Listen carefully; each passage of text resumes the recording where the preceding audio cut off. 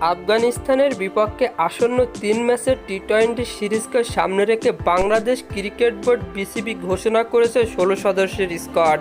Asia কাপে খেলা দল থেকে পরিবর্তন হয়েছে কেবল একটি জায়গায়। চোটের কারণে ছিটকে পড়েছে নিয়মিত অধিনায়ক লিটন দাস।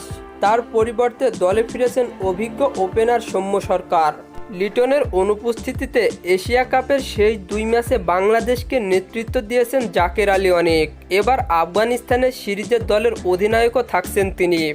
তরুণদের নেতৃত্ব দেওয়ার দায়িত্ব থেকে জাকের ইতিমধ্যেই নজর কেড়েছেন। সৌম্য সরকারকে ফেরানো হয়েছে ব্যাটিং অর্ডারের অভিজ্ঞতার ছোঁয়া আনতে।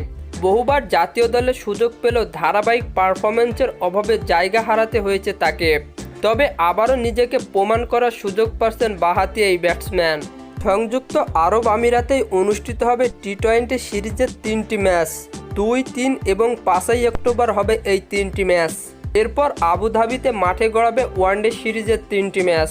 বাংলাদেশের ঘোষিত টি-২০ স্কোয়াডে যারা রয়েছেন: জাকের আলী অনিক অধিনায়ক, তানজিন হাসান তামিম, পারভেজ হুসাইন ইমন, সাইফ হাসান, সৌম্য সরকার, তাওহিদ হৃদয়, শামীম হোসেন পাটোয়ারি, নুরুল হাসান সোহান, রিশাদ হুসাইন, শেখ মেহেদী হাসান, নাসুম আহমেদ, তাসকিন আহমেদ, মুস্তাফিজুর রহমান, তানজিন হাসান সাকিব, শরীফুল ইসলাম, মোহাম্মদ সাইফুদ্দিন।